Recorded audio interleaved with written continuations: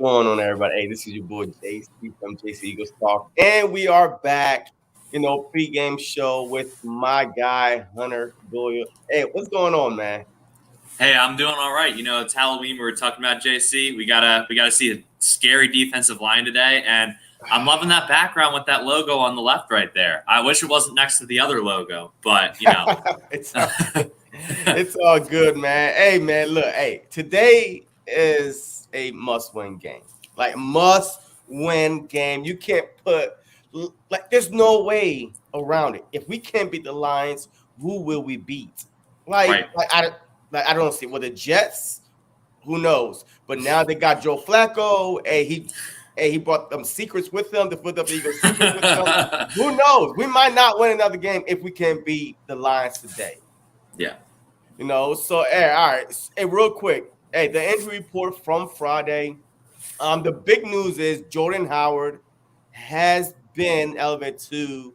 He's on the 53-man roster and he will play today. Yeah. Thank God. Hopefully we could use him a lot today. Run the ball.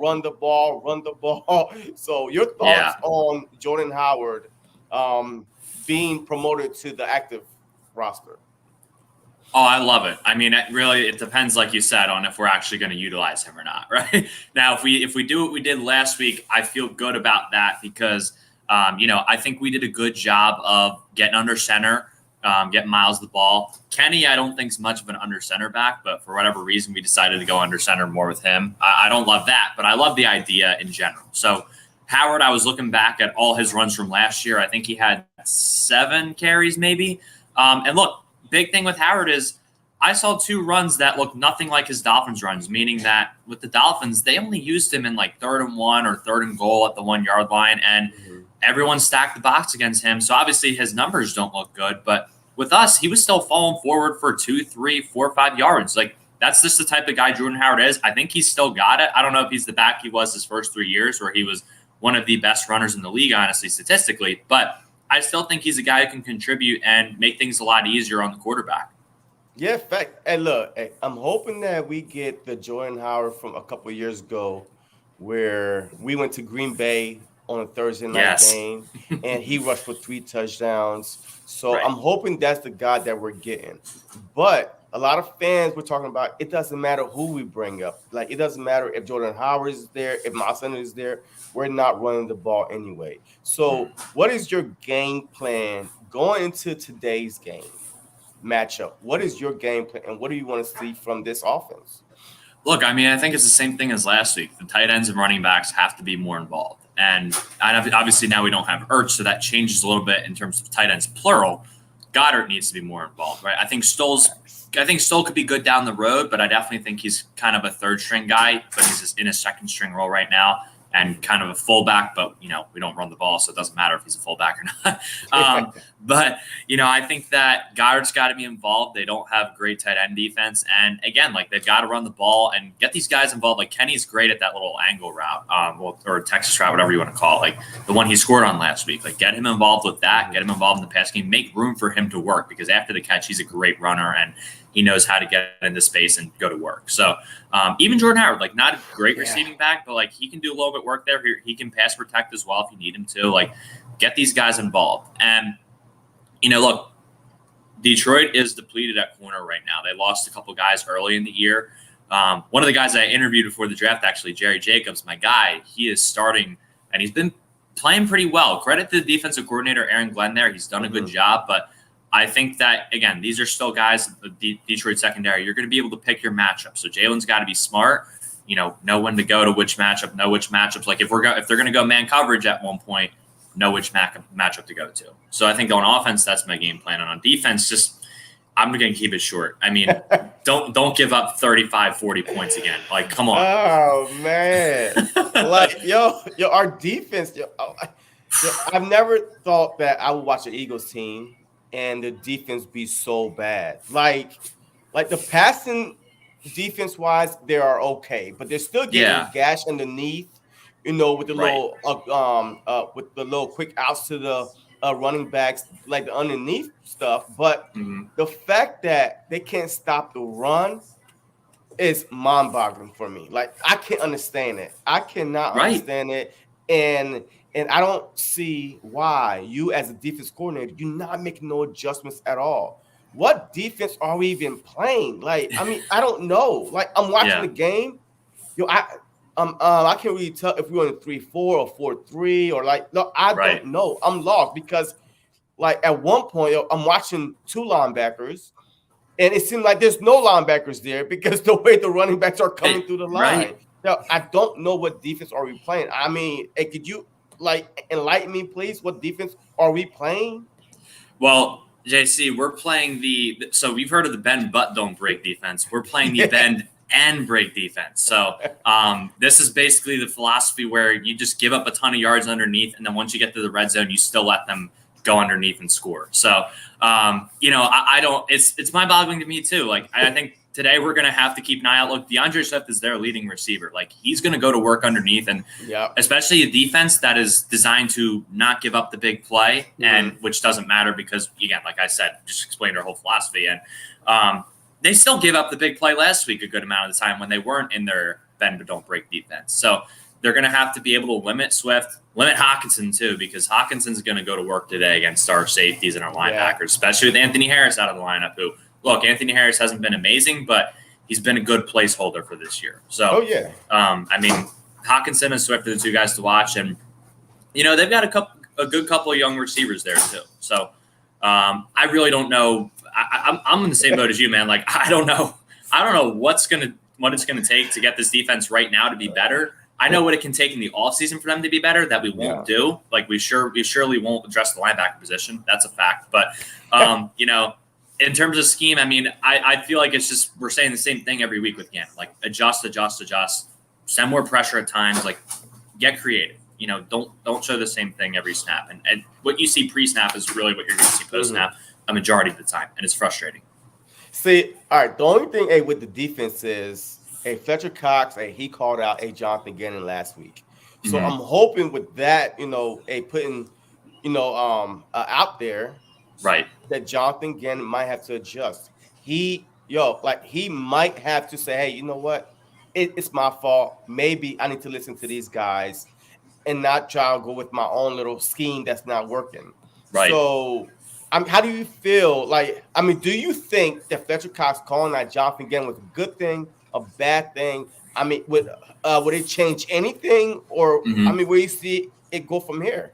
Yeah, I think it's a little bit of both. Like, one, I'll start with why it's good because, like, I saw a play last week where Fletcher Cox was spying Derek Carr. Yeah. That should never happen. Never. Not in a million years. Like, this guy should be rushing the quarterback alongside Javon Hargrave. So, look, I think Fletcher's been here a while. He's a veteran, and I think he absolutely has a right to say that. Like, it sounds kind of cocky, but he's not paid to go out there and defend screenplays. Like, yes, should he hustle out there and go help out? Of course, but he's being paid to go rush the passer. And obviously, screenplays, if they happen, that's different. But I think it's good because I think Gannon should look at his personnel and realize what he's got there. And also, he's asking, as bad as our linebackers are, he's asking them to cover a lot of ground in coverage right now. So, with that, also, here's why I think it's bad because while Fletcher, I do think he has the right to kind of voice his opinion. He also hasn't done crap this year. Like, I'm sorry. I'm sorry. One sack and one fumble/interception recovered for a touchdown. Right.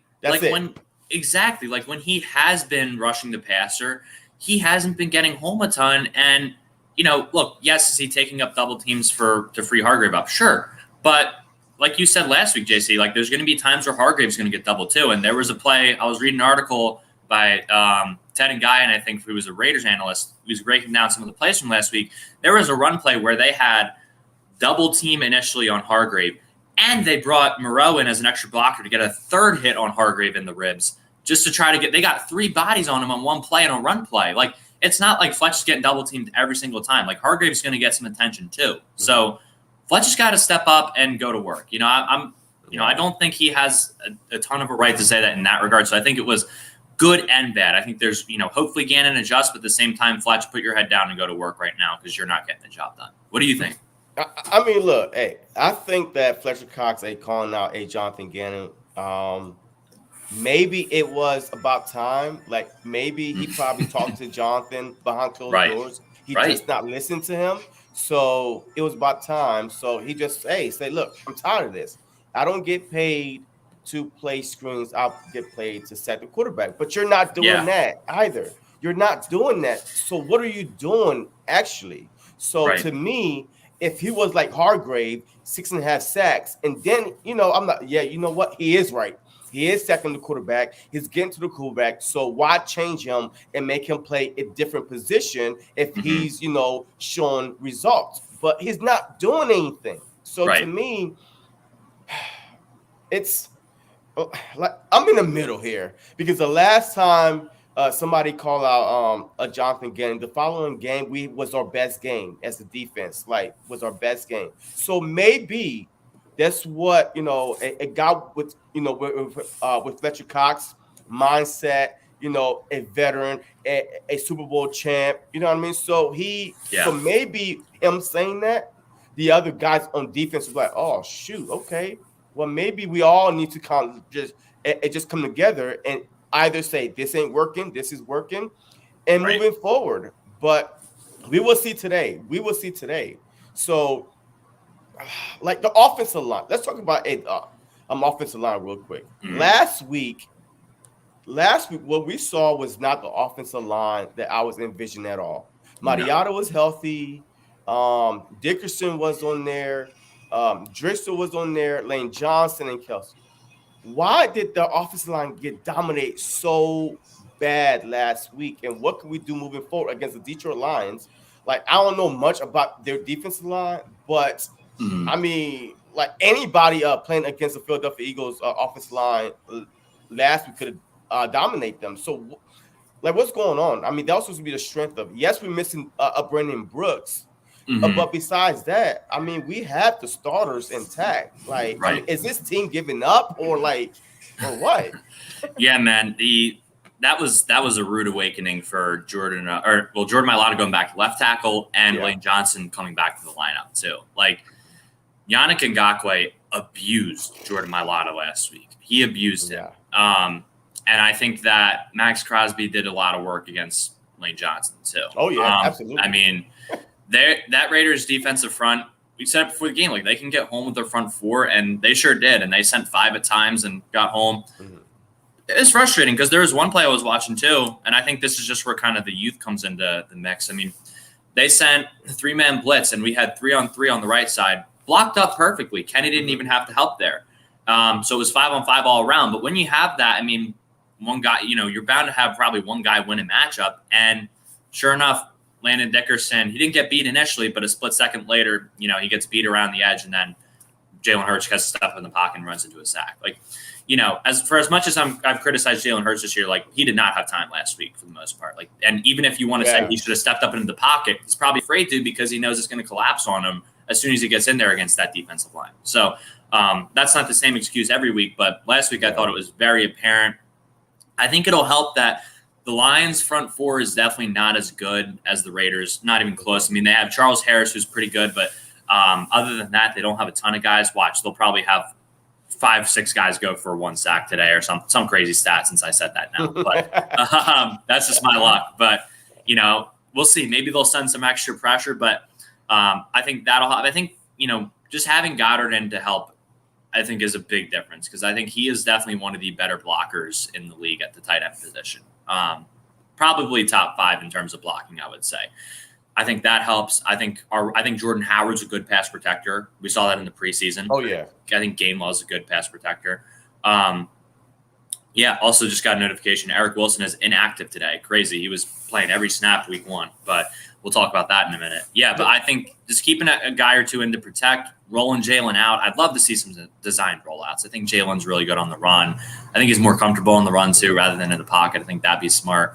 I think it all comes back to running the ball. I mean, having the offensive line being the aggressors rather than being absorbing all those blows the whole game, I think is a big difference versus, for throwing the ball 40 times. Thought last week was a little bit better.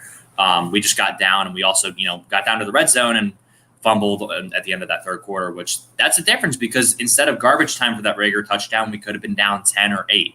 Exactly. So it's a big difference. But I think those are kind of the keys to maybe the offensive line playing a little better to me. What do you think? Look, hey, the offensive line. Hey, I think they are a run blocking offense line. They like to get downhill. They like to run people over. So I feel like this offensive line, we need to run the ball. They are built to run the ball. Like, Yeah. I mean, like I don't know how many times I can say it. They are built to run the ball. A Mariota running downhill. Even Kelsey. Like, I mean, Yeah. he's very, very fast for a center. You know what I mean? So Absolutely. these guys are built to run the ball, and running the ball could fix a lot of the issues that the Philadelphia Eagles are having. Like on the defensive side, they could give the defense, more rest and stuff like that. On the offensive side, Jalen Hurts under center. It could help them look more accurate because now you are, sucked into the run and people Right. are running wide open instead of you waiting for people to get open. So I feel like they're running the ball. This offensive line is not built to hold up in a pass blocking scheme. Like, Yeah. we are built in the trenches, meaning that you take advantage of your talent. You take advantage of your Right. strength, which is Mariota, big old 6'8", 6'7" dude, 350, 40 pounds. I mean, that's the type of dude that you want to run somebody over, not keep Mhm. backing up, backing up, backing up. So I feel like Mhm. that this offensive line, the issues are simple. Run the ball. Run the ball, and I Right. promise you, everybody will be happy. The fans will be happy. The players will be happy. The defense will be happy. Like, they're not going out there every 4 or 5 plays. So running the ball fixes a lot of the issues. Yeah. But I mean, like last week, I feel like when Miles Sanders went down last week, Nick panicked. He Yeah. panicked. He abandoned the run. I mean, I watched the whole like the replay Hmm. from last week game. I'm like, wow, it's amazing how much easier and different this offense look when Jalen Hurts is under center, when we're running the ball. Goddard, he's running wide open. I mean, everybody is wide Right. open when you're running the ball.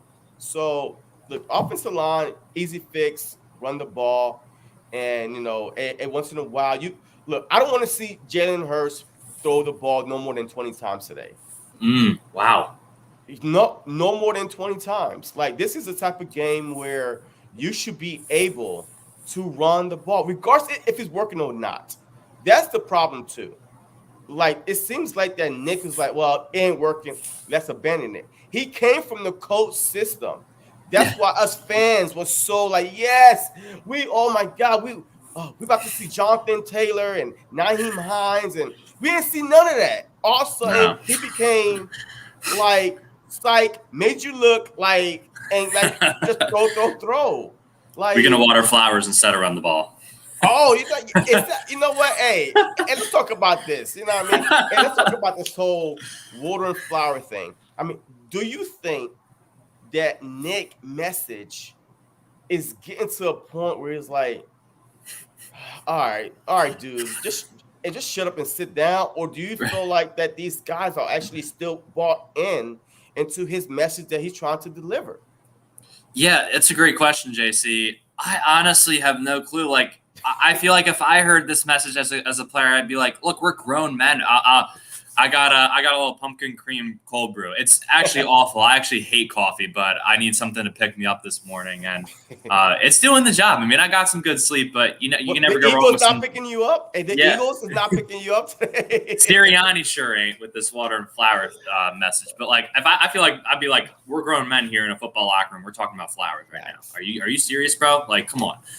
I blew off the rock paper scissors stuff. I blew Yeah. off all the stuff that he said because I was like, the X's and O's are gonna take care of themselves. And I said, look at what he did in Kansas City. Look what he did in San Diego. Look at what he did in Indianapolis. And I knew he wasn't the head coach or the play caller, but plenty of head coaches aren't play callers before they get put in that position. So I was like, I think he's going to be great coming from that tree.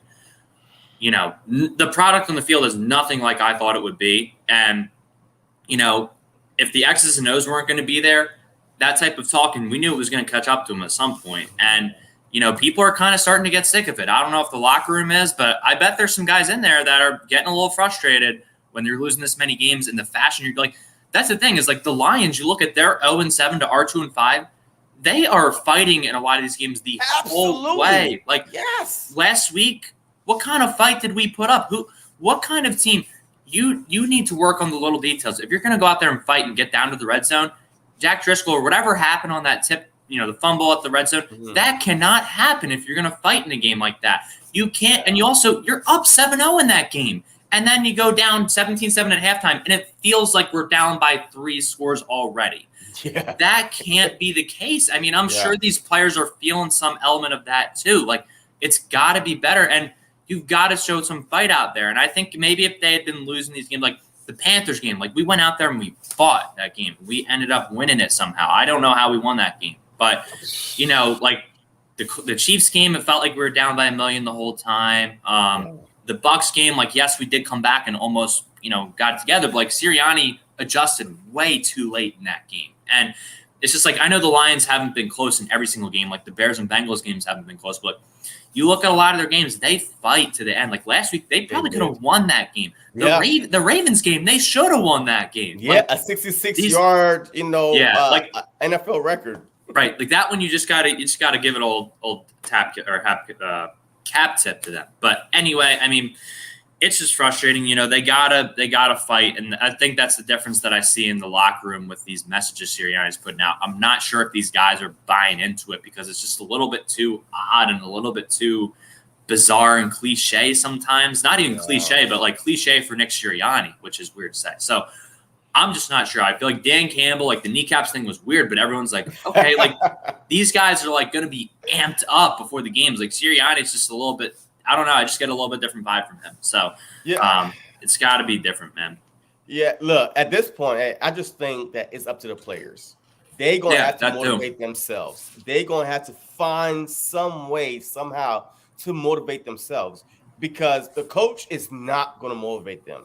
All right. So I know people talk about Mike McCarthy, and we all saw his little hard knocks, thing that he was trying to motivate people. He's not a motivator. Right now, Nick Sirianni is not motivating anybody. These players going to have to find a way and say, look, man, enough is enough. We're better than this.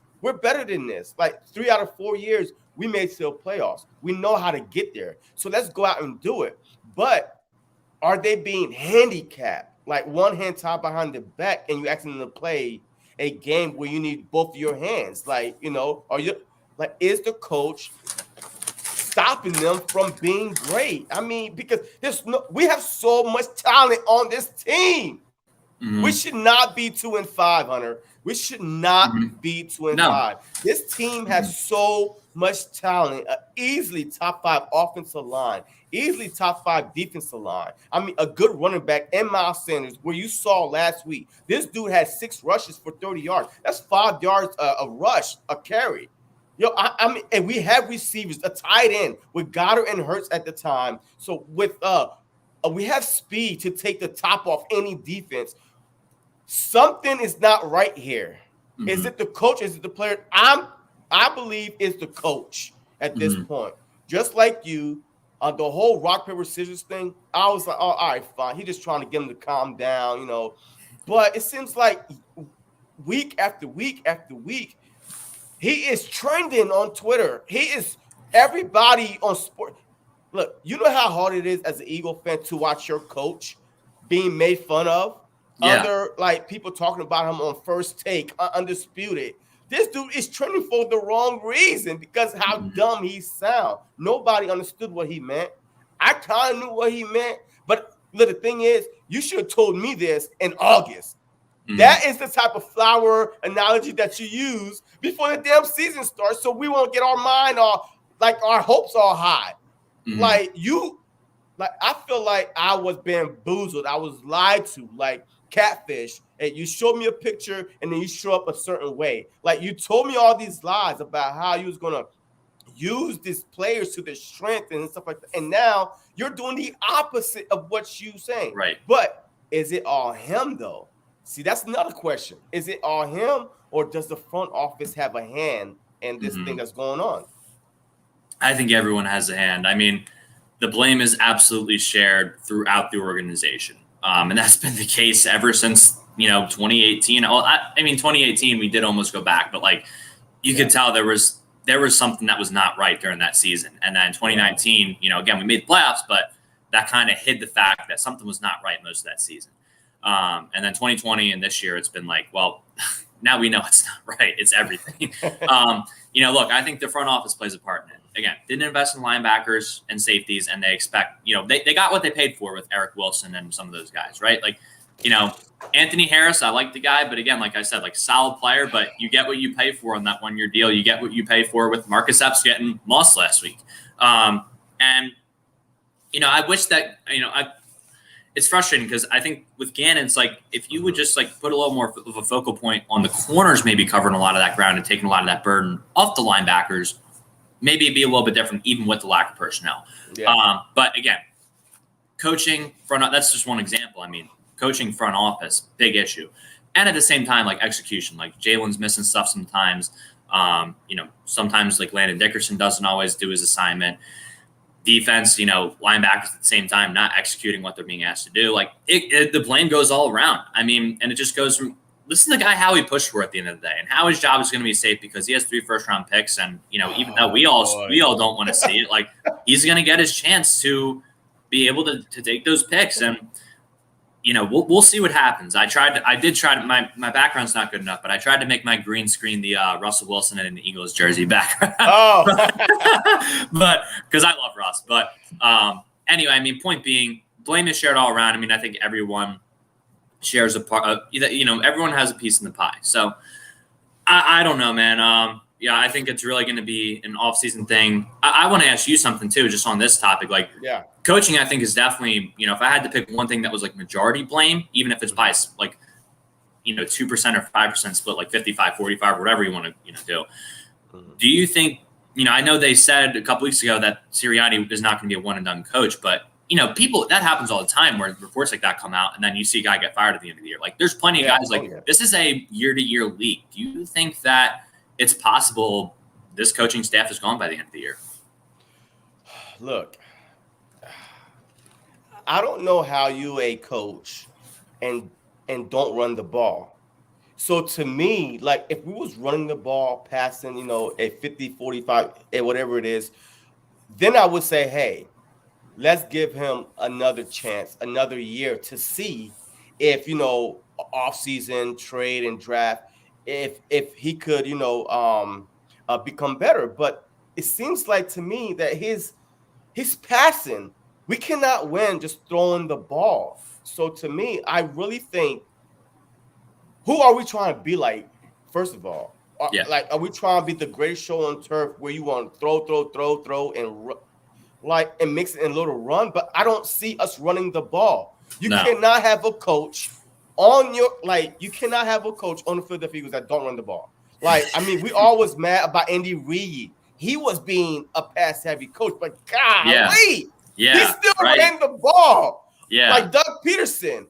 Like we still gave Westbrook. We still shared it between Westbrook and Buckhalter.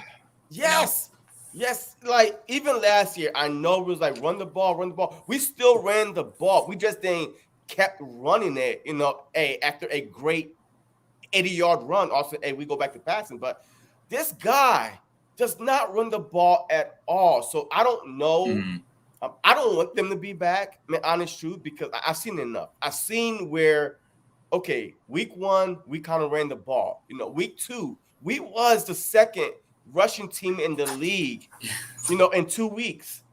The second rushing team in the league, we was averaging 150 a game. And now we averaging 120, but Jalen Hurts is the guy that's running the ball. So it's not your running backs. So do I see him leaving? No, because Howie came out a few weeks ago, like week 4, like his job is safe. What?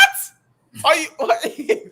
So that's when I knew. I was like, oh my God, this must be Howie telling Nick, hey, this is the type of offense that we want you to run.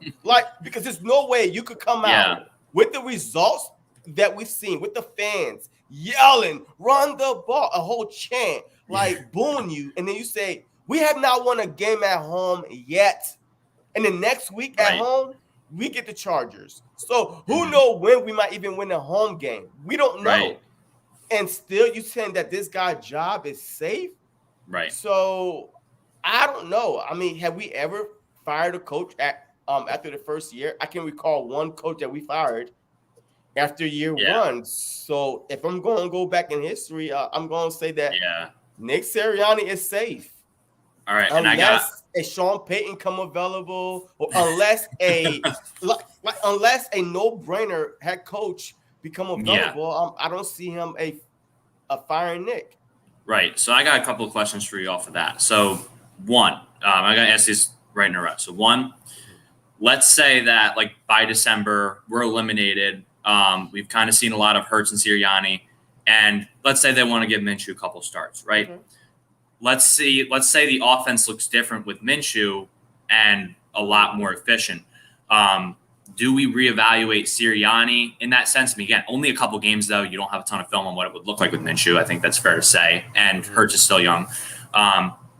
Two, well, I also want to ask, I forgot my other question, but how much involvement do you think the front office has in wanting to evaluate how Jalen is as a passer, which I don't think is fair because, you look at Baker and other guys, like run game really helps them be a better quarterback. So I don't think that would make a ton of sense with that narrative. But how much do you think that narrative is true of them wanting to see where Hurts is? And then three, like, do you think, getting a guy like Russ could attract a coach like Brian Daboll? Look, all right, look, your first point. If we lose two more games, I think it's time. Like Minshew? To see, I mean, yeah. I gotcha. Like if we go 2-7, 2-8, it's time. Because at this point, like, what are you waiting for? And we got to see, is it the coach or the type of player that he has, the quarterback? I mean, some days I'm like, God, come on, Hurts. Come on, Hurts. I'm pulling for you. Please. Agreed. But some days, like, I'm like, I might want to see a pocket passer. You know what I mean? So, but I definitely feel like if we're 2-7, 2-8, it's time to pull the plug on Hurts. Because obviously from last year until this year, he would have played at least 13, 14 games, which is you can't really tell enough. But for this season, I've seen enough. We've seen enough. You know what I mean? So, and then the front office pulling the strings.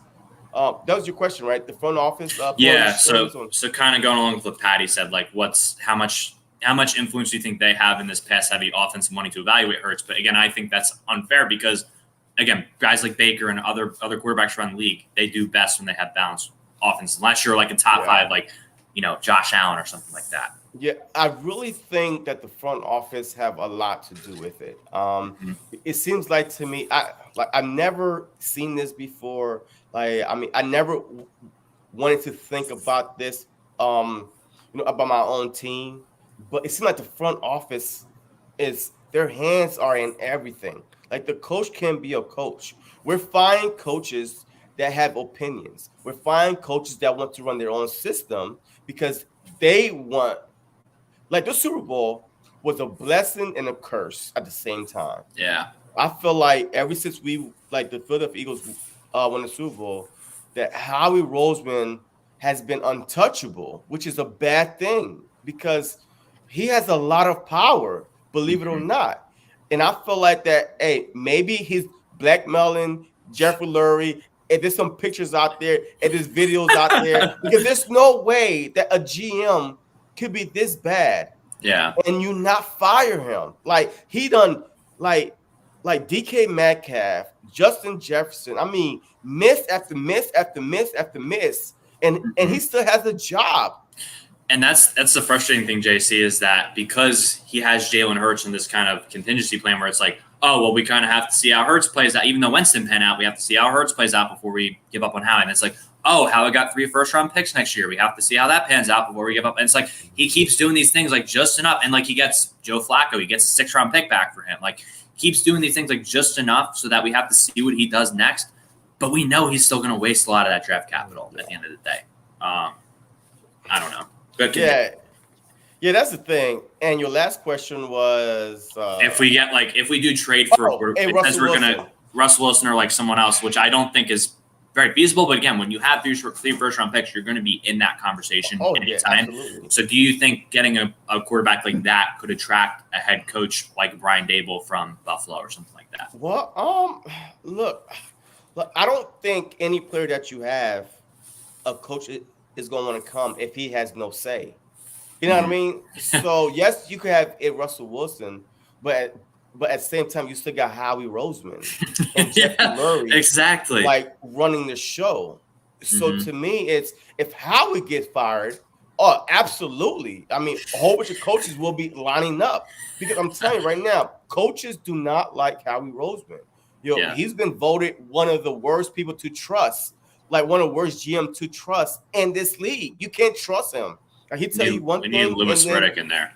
Exactly. So, I mean, Russell Wilson. The only thing about having a veteran like Aaron Rodgers or a Russell Wilson that I feel like, regardless of what the coach calls, that they will change it and they will do what they will see what's best for them on the field. But as far as a head coach, I don't know.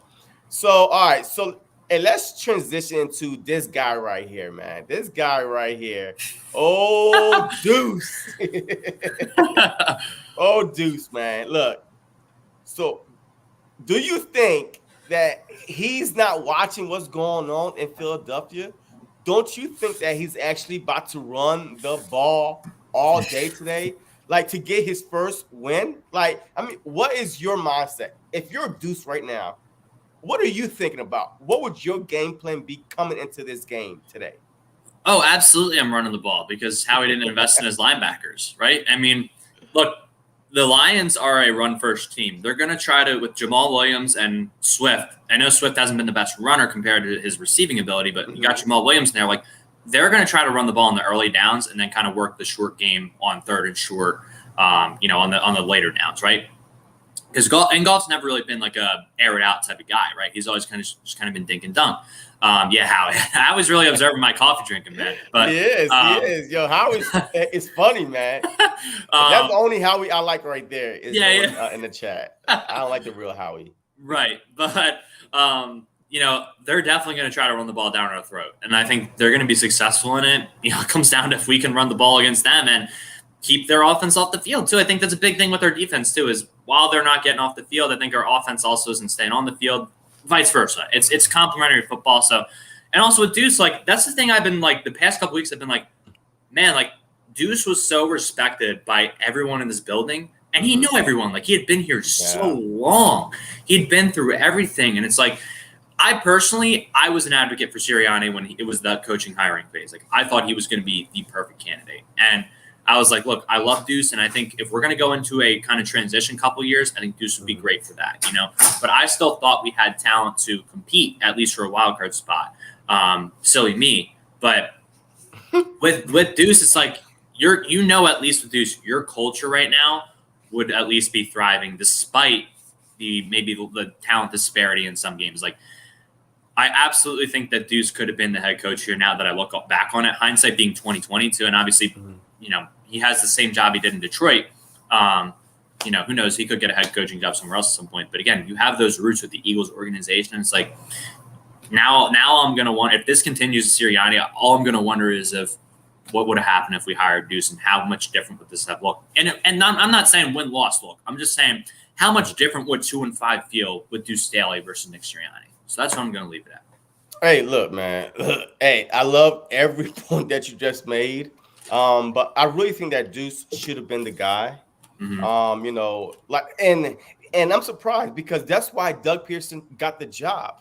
They wanted that Andy Reid tree. You know what I mean? Like the same mindset as the Andy Reid. So how you go out and get a Nick Sirianni? I don't know. They probably thought that he was the next Sean McVay, the young, model, good-looking guy with blue eyes and, his jaw is chiseled, but he can't win games. So I really think that the Philadelphia Eagles should have stuck with Deuce and elevate him to being a head coach. But at the same time, I feel like today, they're about to learn a tough lesson. Like, I feel like that Deuce is watching this Eagles team and knowing – hey, these guys can't stop the run. Yeah, like you said, Like they have been in a lot of tough games against the Rams, against the Ravens. Like they have been in these games. So today, imagine going up against a running defense that's what 30 or 31st in the league and Yeah. stopping the run. So why not take advantage of that? Why not exploit that? Why not just keep feeding the horse, run him down throat? Yes, look, Singleton, he's what third in the league in tackles now, I believe, but those are bad numbers. Do not Yeah. let the tackling No. machine mess with your head. He's not making tackles. No. He's watching the line at the running back get 5-6 yards and then making the tackle. I'm watching college football yesterday. I'm like, damn, these linebackers are attacking the line. Yeah. Everybody know you're a linebacker. Your job is to stop the running back guy. That's your job. Go hit the holes, not sit back there like this and watch. How do you run to the wrong hole? At least I'm like, all right, you are attacking the line of scrimmage. But you sitting back there 5-6 yards and you making a tackle, you are hurting this team. Right. And that's the biggest issue. The biggest issue on the defensive side is the linebackers are so bad. Like, yes, they're both in the top 10 in tackles, but still, they are bad. These numbers are misleading. They are horrible. Right. And I just actually looked it up. So last year in 750 defensive snaps, Singleton had 13 missed tackles all year. This year, in 350 defensive snaps, so 400 less. So this is about estimates. He has 15 missed tackles, 2 more missed tackles, and 400 less snaps. Wow. That is embarrassing. I mean, that cannot happen. Like you said, the numbers are deceiving, and that's what I told people about Eric Wilson, was that he was a pass coverage guy, and he was here to relay the scheme. Now, I personally thought Eric Wilson would be a contributor. I didn't envision him being inactive, but again, those tackling numbers were misleading because, like you said, they're making tackles downfield. Like Singleton's, I remember Gate City said this, like his average depth of tackle last year was like 5.5 yards. Where you look at a guy like TJ Edwards, who's a better run stopper, he's like 2-3 yards down, or upfield. He's getting them short. But Wilson and Singleton are like 5, 6, 7 all the time.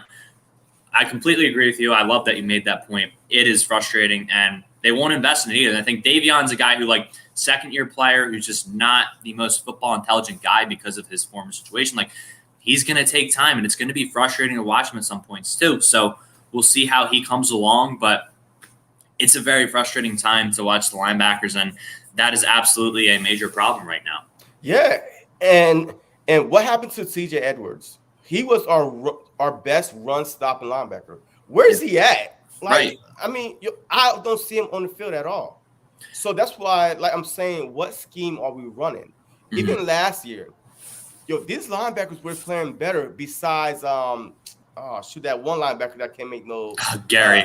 Nate Gary, right? Besides him, everybody else was pretty darn good last year. So is it the scheme? It's the coaching. Like, I mean, because this guy, you can't go bad overnight. Like, you know what I mean? Like, all of a sudden, we got better players than we did last year, and we was better in stopping the run. We had, 39 sacks last year. Like, I mean, we was third in the league in sacking the quarterback. This year, like, we only got, like, I think, let me see, about 10 sacks, 11 sacks. That's it. So, I mean, is it the players or the scheme? At this point, I really, really think it is a scheme that we're playing. It's the coaches. It is not the players. Even the players are getting frustrated. How could you get frustrated if it's you? I could get frustrated if it's not my fault and it's you putting me in the wrong position. So, I think it's a little bit of both, but I think more so the scheme than the players. I mean, again, like I said, when you're playing kind of that, you want to prevent the big play, but it's a lot more responsibility on the linebackers in coverage and in the run game too, because they've got a lot more ground to cover. Like, it's been tough on them. As much as I think it doesn't excuse the front office for not investing there, because you should get a guy who fits your scheme or get a linebacker at all. The only linebacker they drafted was Jacoby Stevens. And that wasn't until round 6. He's not even on the practice squad. So, it's frustrating, and the scheme is definitely part of it. And I think that, in terms of the front four, losing BG was tough, but oh yeah, still, you can get creative with your pressure. Like they're not even sending any stunts at them and trying to get guys to loop around or anything to confuse the offensive line. They're not putting. I thought Gannon was going to at least a couple times a game bring two linebackers down to the line of scrimmage and simulate pressures and drop one or two guys back into coverage, especially when you have a guy like, I think Avery's played fairly well the past couple of weeks. We haven't heard. I feel like the first couple of weeks it was like, he's, this is Avery. This is who he is. He's not that good. But last couple of weeks, I think he's been playing well. He's one of those guys who can go down to the line and also play in the box if you need him to. He's good at that. And, you can send him down to the line and kind of simulate pressures and then drop back into coverage, or you can bring him into blitz. Like there's that dual threat there. Davion, I think, would be good at that too. I mean, with his athleticism, he's still learning, but there's guys who can do that, like a Pat Johnson, who we haven't seen too much lately. He played the first couple weeks. I thought he did okay. And Milton Williams, I mean, that's a guy I'm not going to drop him back into coverage all the time. Like, where has he been? Oh my gosh! Like, and he's been on the field. It's not like he hasn't been getting snaps. Like, maybe I'm not looking at the snap counts. Maybe he's not getting a ton of snaps. But for a guy who's a third-round pick, and your interior is just Cox, Hargrave, and then him, and he can play defensive end too, and one of our defensive ends is hurt, you should see more Milton Williams, or at least notice him a little bit more. He has not been the guy I thought he would be. And look, I'm not saying he can't be. Look, maybe 2-3 years down the road, he's going to be that guy because he has the physical and athletic traits. Maybe he just needs to get that technique and fundamentals down. But in first year, I did expect him. I think he's ranked like 111 out of 116 on PFF. I didn't expect him to be that bad in rookie year. Like, struggling in a rookie year versus being just downright terrible. There's a big difference between that. And I don't think Milton Williams has been that good thus far. So I want to see more from him too. And, point being, I think it does come down to scheme and execution. Again, like dropping Fletcher Cox into spy is not a good idea. But, I think it's been a little bit of both. But I still think these players would look a little bit better. Like you said, it doesn't happen overnight. This does not happen overnight. And I think scheme is a big part of it. Yeah, I mean, facts. And like I said, I think the most frustrating part is that this offensive, the coaching staff just lied to us. Came out and just lied to us. I think that this would not be as bad if we wasn't expecting you to live up to your words. Yeah. And you're not. So let's talk about the receivers real quick. The wide receivers, Devontae Smith, Watkins, and Rager. I mean, last week we saw this great touchdown that Rager had. He went up and basically just snatched it out. I thought that was going to be a pick. But when Jalen Hurts threw the ball, I didn't know where he was throwing it to, and he threw it, and Rager snatched it and went to a touchdown. So do you feel that we have enough talent on the wide receiver side, or at the trade deadline, do we need to go look for a veteran, a wide receiver to help out this team? Like OBJ, I mean, there's a couple people out there. Yeah, I don't think we do anything at the deadline this year, but not because we don't have the talent there. I just don't think it's the right time, and I think that they're just going to kind of, I think they want to evaluate the guys and just stick with who they got and then address in the offseason. Look, I think that, we know how that always goes, right? But, I think Devontae, I think, is going to be a good start. I mean, he's got to learn to catch the ball. I do think he's got to put a little bit more weight on. I know that was a critique of him, but I do believe he's got to put a little bit more on. I think he's going to be a great player, though. I mean, I think he's been pretty awesome, even though he's not getting the ball a ton. I think he's been really good. It's so good in making those sideline catches. I mean, if the ball comes any place near him, he's catching the ball. So is it the quarterback or Devontae? Because every time I see him, I'm like, wow, that was a pretty good catch. Wow, that was pretty a bad throw, but a pretty good catch. Right. I think, my point being, I think Devontae's been great. I do think that there's somewhere, the ball is on him that I think he could catch. I think there's been some drops from time to time. But, I also think the quarterback has not seen him or not thrown accurate balls to him too. And I think, like you said, he's really good at making those toe drag swag catches on the sideline. So I think Devontae, point being, he's going to be a starter. I think we landed on that. Quez, I think, absolutely has a role going forward no matter what. Even if he's the fourth guy in the future, he's a guy who I think going from a 6th-round pick to that, obviously he had the speed, but he can go up and make a catch if you need him to. He's got that ability, and I think at the least, he's going to be a deep threat. But I also think he's really good in general, just running routes to all 3 levels of the field. And I like him a lot. I think he's also a guy who's not getting the ball a ton when he's open. Rager. My problem with him is that all his numbers are coming in garbage time. I mean, this guy's had 41 receiving yards in what we consider non-garbage time.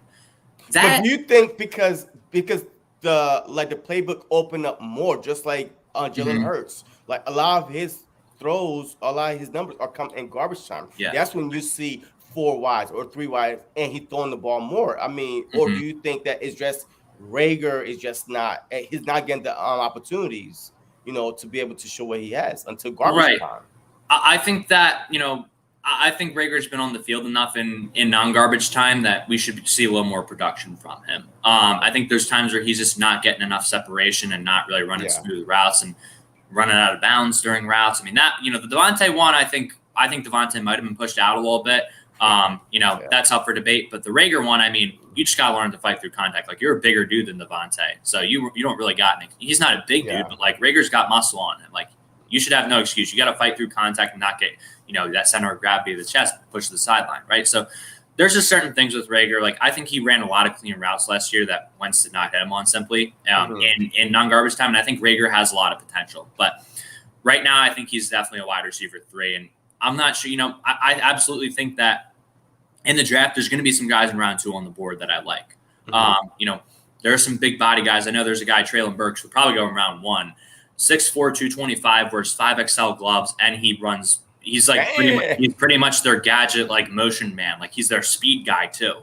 The fact that he's their speed guy at that size and still gets 50-50 balls as well, like, that's a guy. I don't think we're gonna get him, but there are some big body guys like David Bell, Drake London, who I'd like to get in the draft. And I think that's something we are lacking right now. Like, Alshon, we really only had that for 2 years with him because of injuries and such, and whatever was going on with the drama behind the scenes. But, and hey, we got a Super Bowl out of it. We got almost another NFC chip visit out of it, thanks to him dropping the ball too. Ironically. The same guy that helped you hurt you. Right. So I won't rag on Alshon. He got a Super Bowl. Like, we need a guy similar to that.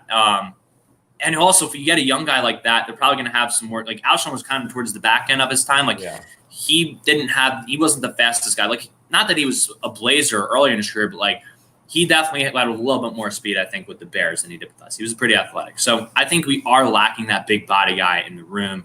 I just think we need more depth there.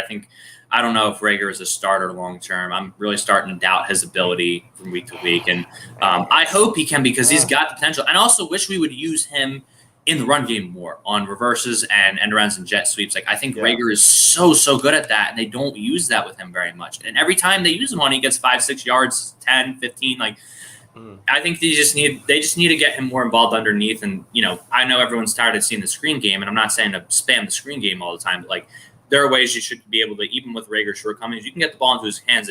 He wasn't a first-round pick, but if he was a second-round guy, I think you could absolutely make the case, like, this is a guy who can just get the ball in spurts and, like, get you, like, kind of like Laviska Shenault is in Jacksonville. Like, he's just kind of that guy who does it all. And, like, because of injury, he dropped. Like, he doesn't have that expectation of, Rager. The problem with him is he was picked 21st, and that's Howie's fault too. For whatever reason, we didn't want to trade up in front of Dallas and give up our first and second rounder to get CeeDee Lamb. But that's, something I'll complain about another time. All right. So, hey, big play Slay.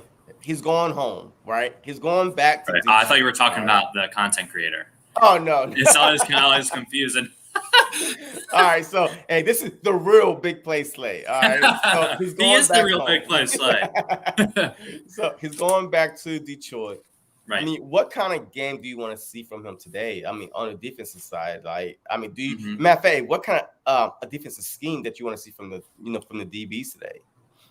Well, I'd love to see Slay man coverage more. Again, like I said, putting those linebackers in those 3 underneath zones is just a death wish. I mean, I think that's a lot of ground for them to cover for a group that isn't very good. Look, I'd love to see. I think Slay's done really good in zone, to his credit as well. I just want to see him go out there and ball, man. Like, I'm going to really keep it simple. Like, look, they don't really have, like, they have Amon-Ra St. Brown, Khalif Raymond, and I'm forgetting who their other wideout is. Quintez Cephas. I'm not sure if he's he injured? He's out, though. Yeah, he's out. Okay. Out. Yeah. So I guess I'll have to look up who's starting. But point being, like, I don't want to see, like, if they're going to not give up the big play, like, I think Slay's going to be fine. I mean, Hopefully he gets a pick here or there, baits Goff into a throw, kind of on that sideline hole between him and the safety. I think Slay's good at that. And yeah, like in cover 3, even when he's playing that bell technique, just to follow the receiver around wherever he goes, even if it's a deep dig over the middle of the field behind the linebackers, make sure Slay, you got that locked down. Like, I think he's going to do fine today. And I'd love to see him, we played the Lions in 2016. He picked off Wentz on that Aguilar throw. That game, wouldn't have mattered if Ryan Matthews didn't fumble the ball in that game, but that's whatever. I'd love to see Slay get a pick to win this game just as like kind of a, poetic justice, as Rasul got his poetic justice on Thursday night. Amari Cooper bat up in the air. He got his poetic justice with AJ Green not looking for the ball. I was happy for Rasul for that. But yeah. Look, this is the perfect game for our DBs to man up. Like, you are going against third stringers, like not even second stringers. You are going against some bad wide receivers. Right. So if you can't dominate this game on the defensive side, especially lock up these wide receivers and able to give more help to these linebackers, then we are in big trouble. Like after this game, right. If got the Chargers coming up still, the Washington football team, Giants, but still, these probably going to be your worst wide receiver core that you face all year long. And this is the time that Jonathan Gannon, I feel like that this game is going to be similar like the Panthers, a defensive scheme where you're going to see some man in there, you're going to see some zone underneath, that's how Big Play Slay, he got his 2 picks. Yeah. The first one was underneath. He was playing underneath, and the second one he was playing man up. So I feel like that this type of game right here is going to be the same game plan from the Panthers game. And you're going to see Hargrave. You're going to see Cox. He going to get a couple sacks because, right before the Panthers game, the players came out and said, "Hey, this defense ain't working for me." And then the following game, which was the Panthers game, that's when we had our best defensive scheme. Yeah. I mean, hey, this is a bad. Look. I'm not going to say that this is a bad team. They are the best 0-7 team I've seen in a while. Like, for real. Like, I'm nervous for this game. I'm nervous for this game because they look so much better than us. Yeah. So, I mean, I'm not even going to say this is a bad team. We're a bad football team. You know what I mean? So they are a better team. I mean, a 66-yard field goal. I mean, a turnover last week in the red zone from the go up. So, this team been in it, but their wide receiver core, we should be able to exploit their wide receiver core and take advantage of Big Play Slay, Nelson. Like, we should man up these guys and focus on stopping the run. So absolutely, yeah. I couldn't agree. I couldn't say it any better. Couldn't agree more. So look, hey, we're about to go to your score predictions. All right, we're about to wrap this up. We're about to go. Hey, give me 3 keys to victory and your score prediction for today. All right. First key to victory. Defense gets, I guess, 2 to 3 stops. Like I'm really just they just gotta get. It's got to be like the Panthers game, like you said. Like they got more than that in the Panthers game. But slow them down. Like slow one offense down. This is the offense you got to slow down a little bit. Like limit Hawkinson and Swift and get maybe a couple. I'll change that to like 2 to 3 turnovers. I think would help win this game. And Goff's going to give you some opportunities for that, I think. Second key is just on offense, like know your personnel. Like you've got guys in there. Like Jordan Howard's been there before, man. Like I know it's been a while, and I know he's had some injuries here and there, but like I still believe he's got the juice in him. I don't know if it's the same as like the first 3 years, like I said, but I still think he's got some left in the tank. And get him involved. Get Kenny involved. Get Boston Scott involved. Like Boston Scott is a solid player when you use him in spurts. Like he doesn't need to be the focal point of your offense, but like change the pace back. He's perfect for that. Like you can use all 3 running backs today. So I think that's my second key. My third key would just be go have fun. Like these guys gotta go out there and just like there's a lot of pressure playing in the city of Philly, right? Like they've got to go out there. I know it sounds silly, but like go back to your roots. Like you guys are out there playing professional football. Yes, you're getting paid to do it. Yes, this is big time, but like go out there. Don't worry about the outside noise. Don't worry about the pressure. Go out there and execute. And just you're going out there to ball with your brothers. Like, you might not love the coaching staff right now. Maybe there's some tension in the locker room, but like, look, I know that, I shouldn't say I know this, but like, you can tell, like, guys like Hurts, Rager, like Smith, Gainwell, all these guys on offense, like, you can tell they have that kind of brotherhood, even though things aren't great right now. Like, go out there, play as a team, execute. And my main third point would just be like, Hurts has just got to make the throws he needs to make. And I think he'll win this game. So my score prediction, look, I've been picking the Lions all week, but like, you've gotta win this game. Like, you've gotta win. This is a must win. You can't. If you lose this game, like, we are looking at a much different outlook on the season after this game if that happens. And I hate to say, JC, this feels very similar to me when we lost to Brian Flores and a Dolphins team that started out 0-4 that season a couple years ago. I don't know if you remember. Yeah. Where they did the little fake field goal. Yeah, big field goal thing with the Dolphins, whatever that crap was. But and Wentz balled out that game. Wentz had a great game. Yeah, a great I remember game. The first touchdown he threw was the throw he missed to Sanders in the flat the week before against the Seahawks. Comes back and throws the touchdown to Sanders the next week. And Darby got a pick to start the game too. Like, that game started out great.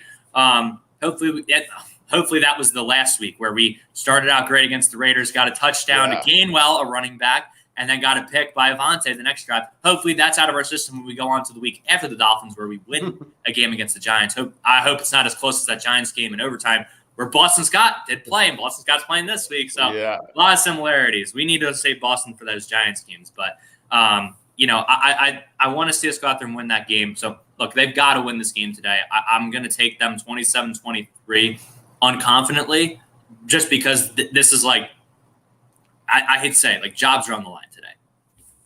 Yeah. All right. Wow. Whew. Man, that was great. Look, this is a must-win game.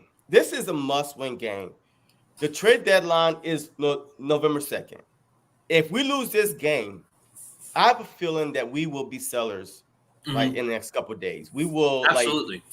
Cox might be on the move. As a matter of fact, they've been getting some calls for Cox, by the way. But the Eagles want a whole buttload for Cox.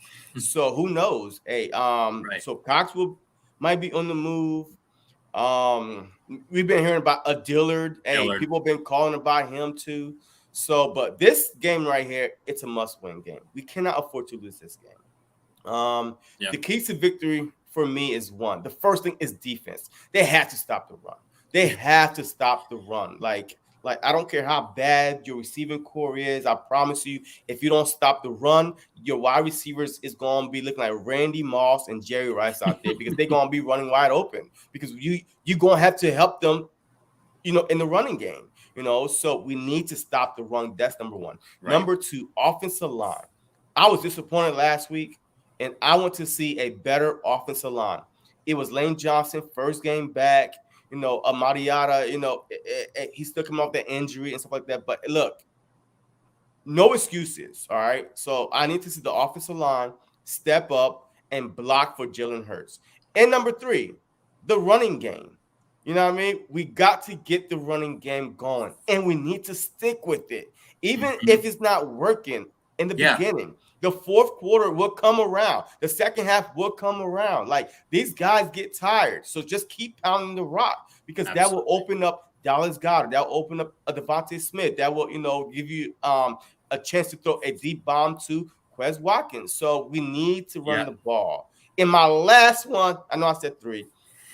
I need Jalen Hurts to play like a mistake-free game. No fumbles, no interception. Just manage the game. Hey, just stop trying for the big plays. Just look for underneath, you know what I mean? Hey, your running backs are open. And just little toss plays. Like, I need him to manage the game. And that's just winning this game 24-17. I don't see it a high-scoring game, which is going to be sad. But look, right now, I just want to win. Yeah. Like, I mean, I want to feel something again, JC. I want to feel something. Man, I don't even know how it feels to win. Like, that Panthers game, that win was so long ago. It feels like 8 games ago when it was only 2 games. Dude, right. It feels like, hey, it was so long ago. So I just want to win. But so 24-17. I think that Deuce, he's going to try to run the ball. I feel like that these guys, there's been a rough week in Philly this past week. So, I really think that they offense and defense, they going to play their best game of the season. Not points wise, but as far as, lack of penalties, just execution, executing the play calls perfectly and Right. adjusting. If we are getting gashed, I need Jonathan Gannon to adjust. So I feel like that he been put on notice. He's been called out. So Right. yeah, man. So that's what hey, I'm hoping for. I'm hoping for Eagles win. So tomorrow morning on Facebook, man, I could post something positive. I mean, but we lose this game, my guy. I don't think that we will have a home stadium left because I feel like hey, our stadium will be burnt down if we lose to the Lions. Yeah. Because the fans will have seen enough. Like they're gonna be protests outside the stadium, fire Howie, like fire Nick, get rid of Jalen Hurts.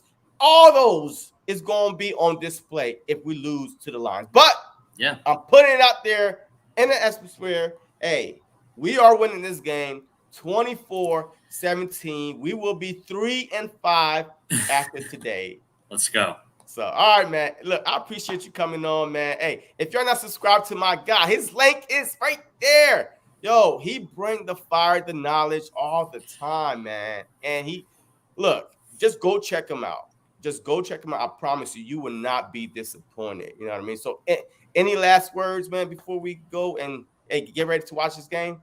JC, always a blast kicking it with you, brother. I want to have you on my channel sometime midweek, or maybe tomorrow even, just depending. If we lose, I definitely got to have you on tomorrow, my guy, because we're going to have a lot to talk about. Oh, but man. I appreciate you, my guy. Love you, bro. I appreciate you having me on. It's always a great time. And just going back and forth, man. And I love the chemistry we have on here. So it's always a fun time. I am looking forward to the game. Thank you for having me on, as always. Yes, sir. And after this, I will be doing a play-by-play. Win or lose, I'm still going to be right here. So, hey, if you're not subscribed to my channel, if you're a Lions fan, Cowboy fan, whatever fans you are, hey, you could come on and troll me. I don't care. I could take it. I'm from Philly. You know yes, what I mean? Sir. Hey, I have thick skin, so it is what it is. But anyways, hey, Eagles will win, and we will be singing the fight song a lot today. So, as always, hey, go Birds, beat the Lions.